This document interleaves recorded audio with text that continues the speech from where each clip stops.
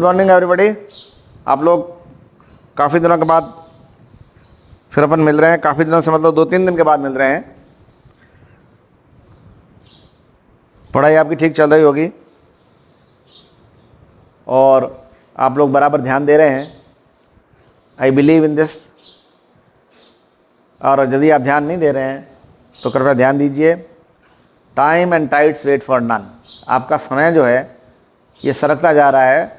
जो आज की तारीख है वो कल वापस नहीं आने वाली है। आज का क्षण है वो वापस नहीं आने वाला है। इसलिए प्रत्येक क्षण का आप उपयोग कीजिए, क्योंकि अभी कोविड की वजह से आप लोग घरों में हैं, आप और हम सब घरों में हैं और आपको ये उपलब्ध हो रहा है मैटर ऑनलाइन।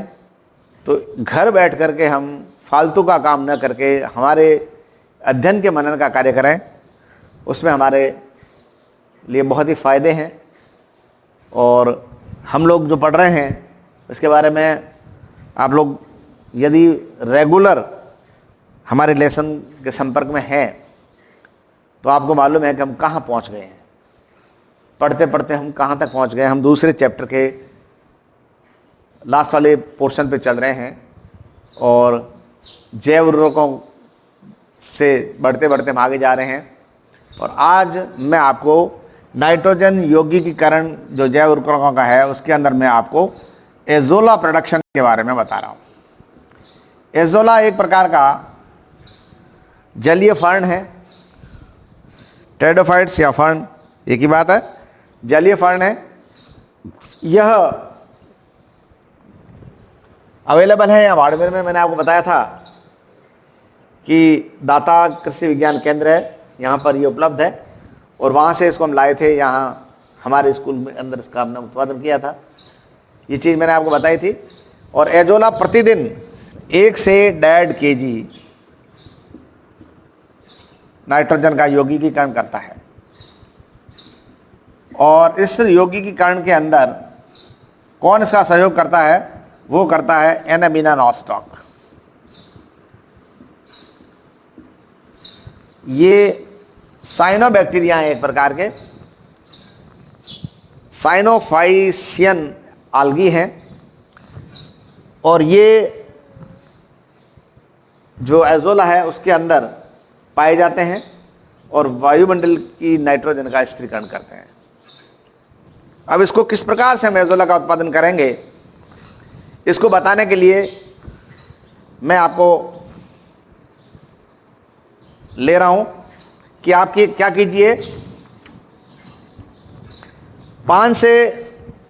5x2 आकार की क्यारियां बना दीजिए। ये क्यारी का आकार आप चाहें तो इसके पत्थर से इसका बाउंड्री बना दीजिए। 5x2 का मतलब होता है 10 वर्ग मीटर, है ना। 5x10 का मतलब 10 वर्ग metre.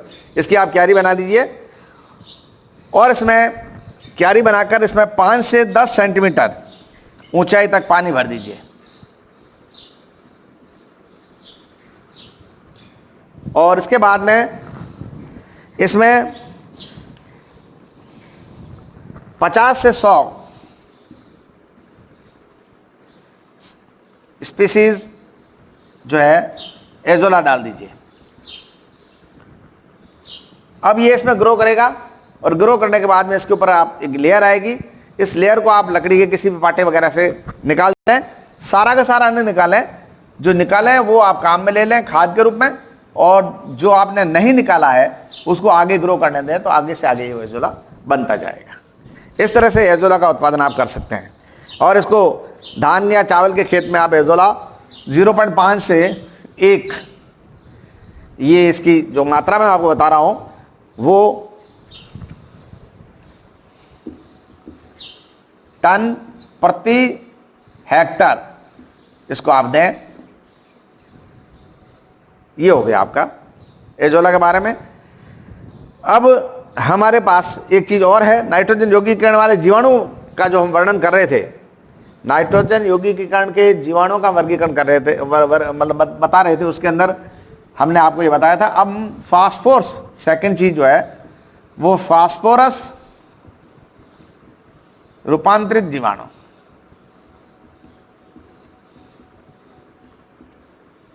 PSB, phosphorus soluble bacteria. इसके लिए आपने पहले सुन रखा है, पहले जब मैंने आपको जैव उर्वरक बताया उसके अंदर 5 मैंने इसके भाग बताए थे। उसमें पहला भाग बताया था नाइट्रोजन यौगिकीकरण का, दूसरा बताया था फास्फोरस रूपांतरण का, फिर मैंने आपको जिंक के रूपांतरण का भी बताया था। इस तरह से मैंने आपको 4-5 बताए थे। एक मैंने आपको हार्मोन्स के उत्प्रेरक का बताया था, एक मैंने आपको दूसरा उत्प्रेरक जो है वो भी बताया था। 5 बताए थे मैंने आपको। तो ये दूसरा जो है इसकी जो तरीका है, इसमें PSB या PSM, PSM क्या होता है बेटा? PSB का मतलब होता है फास्फोरस सॉल्युबल बैक्टीरिया, और ये है फास्फोरस सॉल्युबल माइकोराइजा। माइकोराइजा के बारे में मैंने आपसे बात करी थी। माइकोराइजा जो होता है वो क्या होता है कि उच्च वर्गीय पादपों की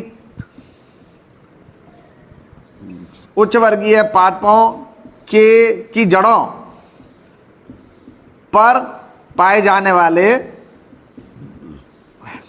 फंगस या कवक के साथ मिलकर के जो सहजीवन होता है वह सहजीवन कहलाता है माइकोराइजा। और ये माइकोराइजा भी किस प्रकार से हमारे लिए यूजफुल है, मैंने बताया आपको कि जड़ों को ऊपर तो ये अपना आश्रय पाते हैं, जैसे फाइनस की जड़ें हैं या एरुकेरिया है।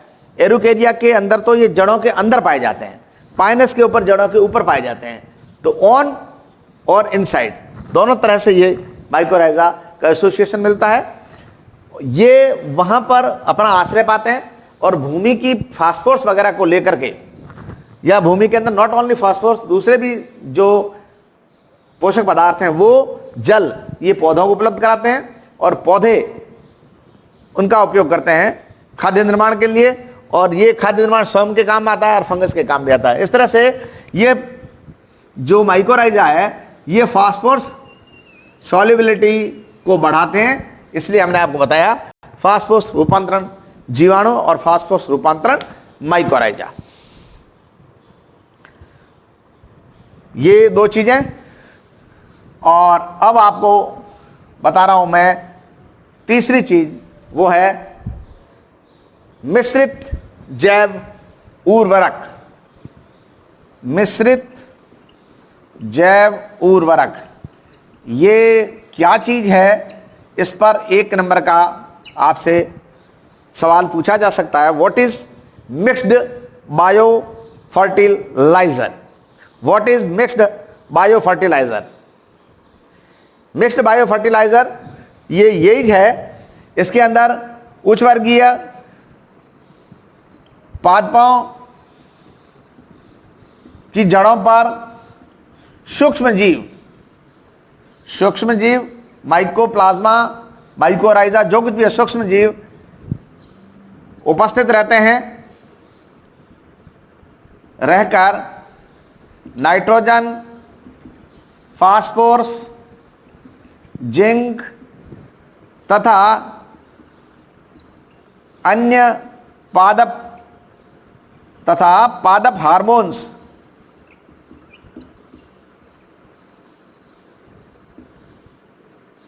के निर्माण में सहायता प्रदान करते हैं। This is called as mixed bio fertiliser. और अब इसके साथ एक चीज और, वो है तरल जैव उर्वरक। ये भी बहुत ही इंपॉर्टेंट बात है। लिक्विड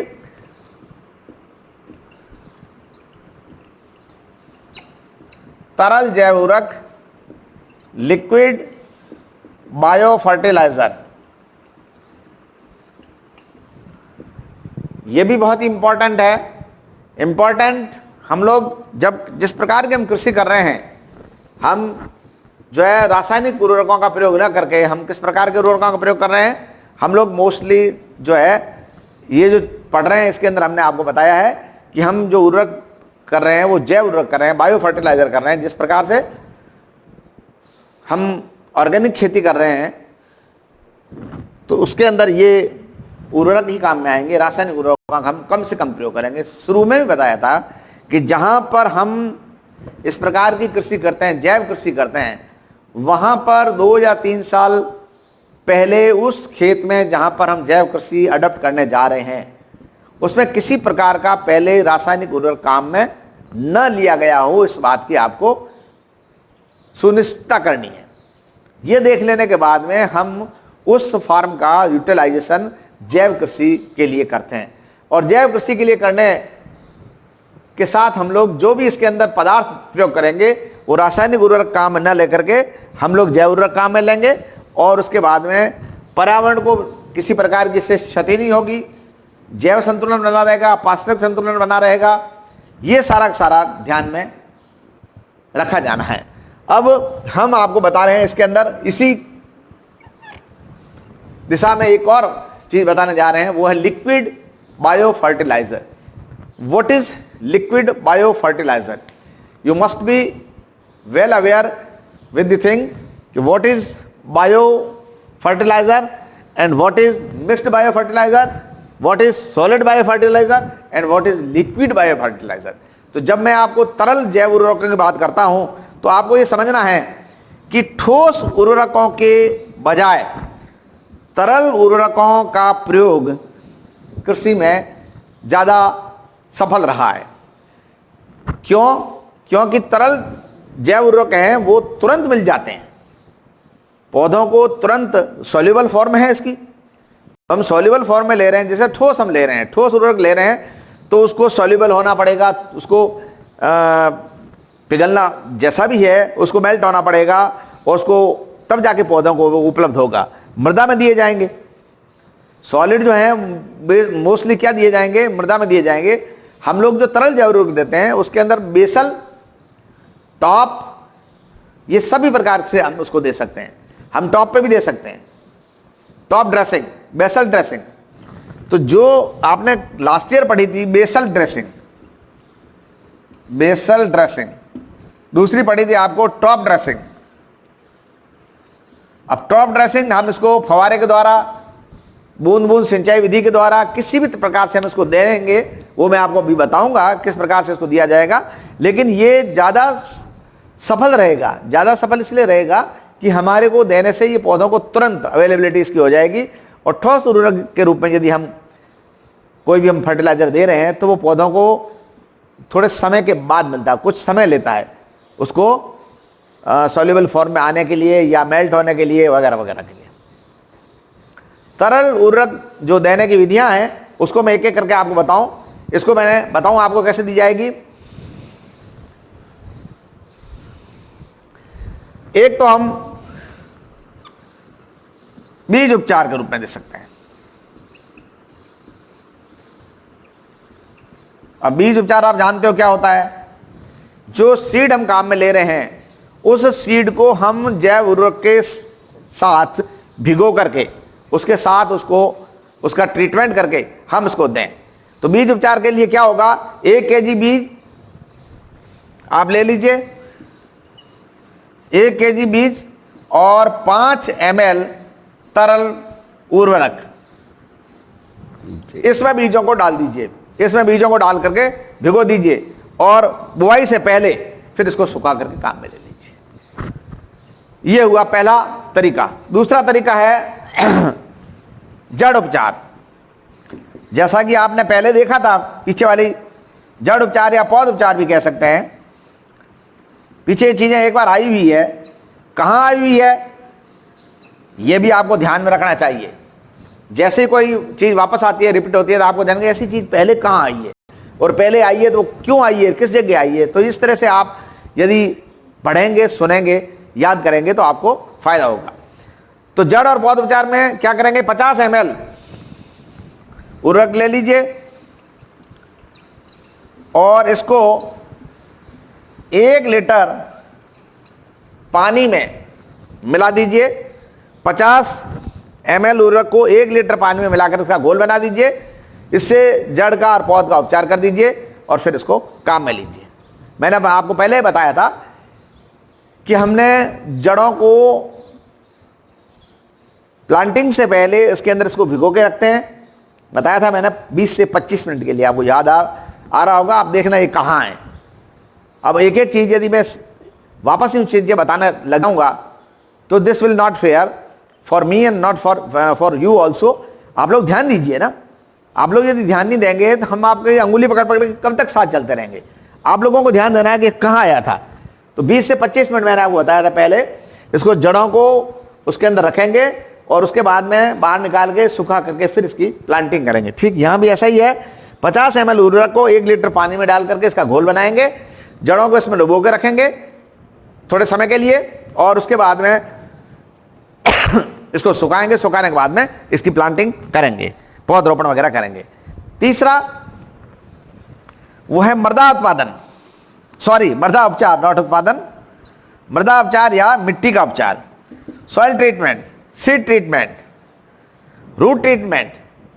अब मृदा के लिए भी वही बात है, ये भी पहले एक बार आ चुका है। मृदा के लिए हम क्या करेंगे, 1 लीटर पानी में जैव उर्वरक को डालेंगे। पानी 1 लीटर लीजिए, 1 लीटर पानी, इसमें आप मिट्टी ले लीजिए। 1 लीटर पानी में आप जैव उर्वरक डाल करके 250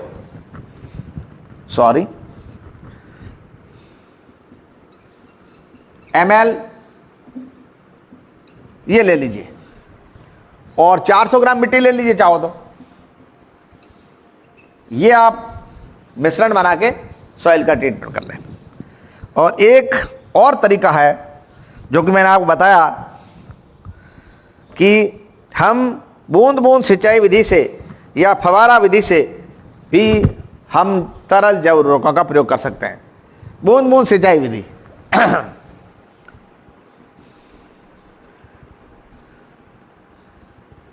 जब आपको मैं सिंचाई के बारे में पढ़ाऊंगा तब उसके अंदर इसमें आएगा कि बूंद बूंद सिंचाई विधि क्या है, फवारा विधि क्या है। बूंद बूंद सिंचाई विधि का मतलब ये होता है कि हम सिंचाई जो कर रहे हैं उसमें पानी का जो प्रयोग कर रहे हैं वो कंट्रोल मेथड से कर रहे हैं कि पानी एक बूंद बूंद के रूप में भी उसमें जाए। अब आपने जो इस बूंद बूंद सिंचाई विधि से सिंचाई कर रहे हो, इसके अंदर आप ले लीजिए 1 लीटर जैव उर्वरक और उस पानी के साथ मिला दीजिए और फिर आप जो बूंद बूंद सिंचाई विधि हो रही है उसके द्वारा डायरेक्ट पौधे को ही मिल रहा है।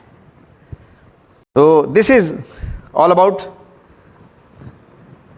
तरल जैव उर्वरक। लेकिन इसमें कुछ सावधानियां रखनी है आपको। ये आपने काम किया है, आप यूं मत समझिए कि आपका ये काम हो गया, लेकिन आपको सावधानियां रखनी है। सावधानियां क्या रखनी है कि जो आप जैव उर्वरक, तरल जैव उर्वरक दे रहे हैं उसके साथ किसी भी रासायनिक उर्वरक को मिला करके न दें। रासायनिक उर्वरक को मिला करके न दें।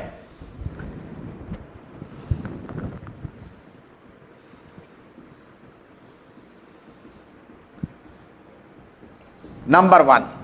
दूसरी चीज, ये जो जैव उर्वरक काम में ले रहे हैं आप, उस जैव उर्वरक का जो बोतल है या जो उसका जो कंटेनर है जिसमें जैव उर्वरक रखा हुआ है, उसको अच्छी तरह से हिला करके, कंटेनर को अच्छी तरह से हिला करके फिर इसका प्रयोग करें।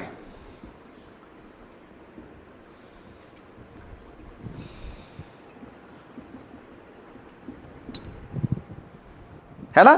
तीसरी चीज, जैव उर्वरक जो आप ले रहे हैं, जिस कंटेनर में, जिस बोतल में या जिस किसी में है, उसके ऊपर जैव उर्वरक की एक्सपायरी डेट लिखी हुई है। एक्सपायरी डेट से पूर्व इसका प्रयोग कर लें। और उसके बाद सबसे इंपॉर्टेंट चीज जो ये है कि जितनी मात्रा आपको सजेस्ट की गई है, जैसे देखो यहां की गई है 5 ml, यहां की गई है 50 ml, यहां की गई है, यहां 1 लीटर था ये, यहां 250 ml, जो जितनी मात्रा सजेस्ट की गई है निर्धारित मापदंडों के अनुसार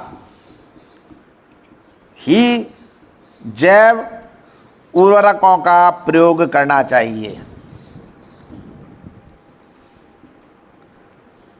नंबर 5, जैव उर्वरकों को आपको कहां रखना है? जैव उर्वरक को धूप आदि से बचाकर रखना चाहिए ताकि इसका किसी प्रकार से विघटन या डिसइंटीग्रेशन वगैरह नहीं हो। और आप इसके साथ में किसी भी प्रकार से तरल जैव उर्वरक ले रहे हो, जैसा कि मैंने आपको बताया कि रासायनिक उर्वरक नहीं लेना है। इसके अलावा आपको कवकनाशी है, जिसको आप फफूंदनाशी बोलते हो, या जीवाणुनाशी है। कभी कभी हम जीवाणु रोग हो जाता है तो जीवाणुनाशी को काम में लेते हैं, कभी कभी हम कवक रोग हो जाता है कवकनाशी को काम में लेते हैं। तो ये आपको सेपरेटली यूज करनी है। ऐसा नहीं कि आपने इसके साथ जैव उर्वरक के साथ जीवाणुनाशी को डाल दिया, कवकनाशी को डाल दिया और फिर इसका प्रयोग कर लिया। तो ये आप कतई नहीं करें। ये कुछ बातें हैं जिसका आपको ध्यान रखना है। गर्म और ठंडी जगह पे इसको नहीं रखना है। कंटेनर को अच्छी तरह से हिला के देना है और एक्सपायरी डेट से पूर्व इसका प्रयोग कर लेना है और निर्धारित मापदंड है उसके अनुसार देना है। और उसके बाद में आपको ये बताया गया था कि इसको किस प्रकार से देना है। यदि बीज उपचार के रूप में दे रहे हैं तो बीजों का उपचार की जो प्रोसेस है उसको ध्यान में रख करके करें। हर हाल में आपको जो है जैव उर्वरक जो काम में लेना है उसके लिए जो आपका मापदंड है उसको ध्यान में रखें और उसका प्रयोग करने से पहले अच्छी तरह से आप इसके जो कंटेनर है इसको हिला करके इसको काम में लें। ओके, तो अब यहां तक आपने जो कुछ भी पढ़ा है, अब इससे आगे हम खाद वगैरह की बातें न करके कुछ और बातें करेंगे। हमने इससे पहले इस चैप्टर में क्या क्या चीजें देखी है, जिन लोगों ने इसको पहले ध्यान नहीं दिया है या ये लोग लेग बिहाइंड थे जिनको इस चीज़ का पता नहीं था, उनकी जानकारी के लिए मैं थोड़ा सा वापस आपको ये बता रहा हूं कि ये जो चैप्टर है, इस चैप्टर में आपको बताया गया था जैव कृषि के बारे में, है ना। जैव कृषि के बारे में बताया गया था। तो आप सबसे पहला पोर्शन है इस चैप्टर का अध्याय 2 का, यह है जैव कृषि। और इसमें जैव कृषि की अवधारणा, परिभाषा, अवधारणा, घटक, सिद्धांत तथा उद्देश्य, ये एक बिंदु हमने ये बताया था आपको। फिर मैंने जैव कृषि, एक मिनट में दूसरा पेन ले लूं।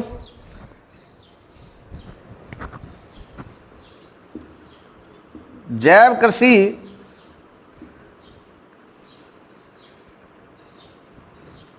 की भारत में उपयोगिता, संभावनाएं तथा इसका भविष्य, ये 2 भागों में हमने आपका यह पोर्शन रखा। ठीक है बेटा, इसको आप देख लीजिए इस हिसाब से जैव कृषि का। दूसरा जो भाग लिया मैंने इसी पाठ का, वो है जीवांश खाद।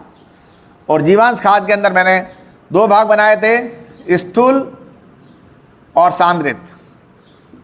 और फिर मैंने इसमें आपको एक एक करके बताया था गोबर खाद, फिर मैंने बताया था आपको कंपोस्ट खाद, फिर बताया था मैंने आपको हरी खाद, और फिर मैंने आपको बताया था जैव उर्वरक। गोबर खाद के अंदर भी आपको क्या क्या चीज बताए थे, इसके घटक, बनाने की विधियां, ये सारा का सारा आप एक टिप्स बना दो, तथा देने की विधियां। और इसके साथ में एक चीज मैंने और बताई थी, सड़ी गोबर की खाद की पहचान, बहुत ही इंपॉर्टेंट, सड़ी गोबर खाद की पहचान। कंपोस्ट खाद घटक और घटकों में आपको मैंने बताया था, वो मैं आप वापस सुना रहा हूं, बनाने की विधियां और देने की विधियां। ठीक है। इस घटक के अंदर मल, मूत्र, बिछावन और सनी मिट्टी। ठीक है। और इस घटक के अंदर फार्म लीटर और टाउन लीटर। कंपोस्ट खाद के बाद इसके अंदर जो बेंगलोर विधि थी, है ना, काका नेडेप वाली विधि थी, कानपुर की विधि थी, सब थी। हरी खाद में वर्गीकरण किया था हमने, फलीदार, अफलीदार का, दलहनी, अदलहनी, फिर बनाने की विधि, इसको मैंने 2 विधियां बताई थी, और देने की विधियां, ये भी मैंने आपको बताया था। और इसके साथ में मैंने हरी खाद में कुछ पौधों के नाम भी लिखाए थे आपको। कौन से नाम लिखाए थे? जैसे गवार था, ढैंचा था, सनाय था। ठीक है ना। इसके बाद में ये हरी खाद का हो गया। उसके बाद में जैव उर्वरक, ये मैंने अभी अभी पीछे के बताया था आपको, नाइट्रोजन यौगिकीकरण करने वाले, फास्फोरस रूपांतरित जीवाणु, मिश्रित उत्प्रेरक,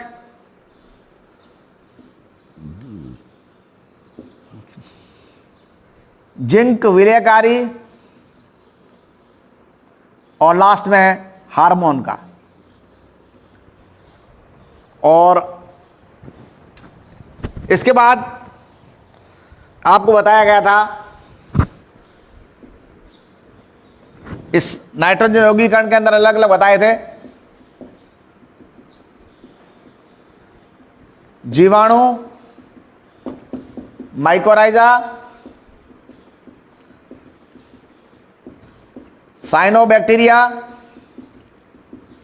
आ रहा है ध्यान में सारा, और साइनोबैक्टीरिया के बाद में आज मैंने बताया था आपको एजोला। पूरा चैप्टर में आपको वापस रिकैप कर रहा हूं। फिर एजोला में इसका उत्पादन कैसे होता है और इसको कैसे दिया जाता है, और इसके साथ अभी मैंने बताया आपको मिश्रित जैव उर्वरक, तरल जैव उर्वरक,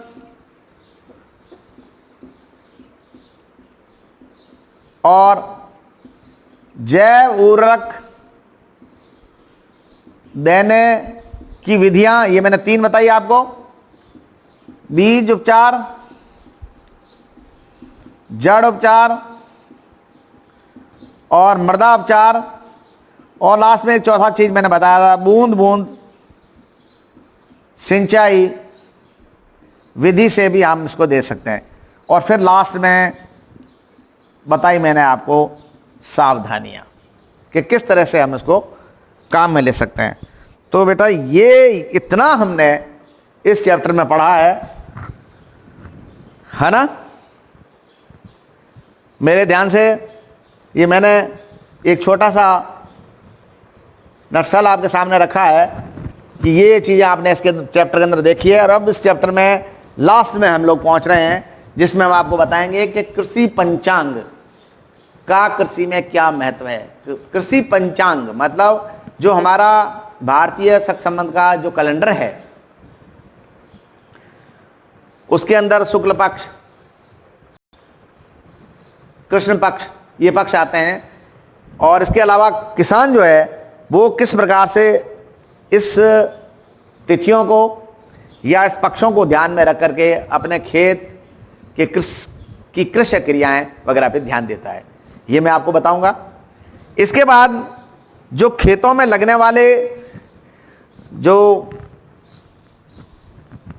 खेतों की जो फसलें हैं उसमें लगने वाले किस प्रकार से व्याधियां हैं, उन व्याधियों में मुख्य रूप से कीट व्याधियां, उन कीट व्याधियों का हम किस प्रकार से नियंत्रण करते हैं, कैसे, जैव नियंत्रण, जीव को जीव के द्वारा मारना। और इसके अलावा हम कीट का नियंत्रण कैसे करेंगे, कुछ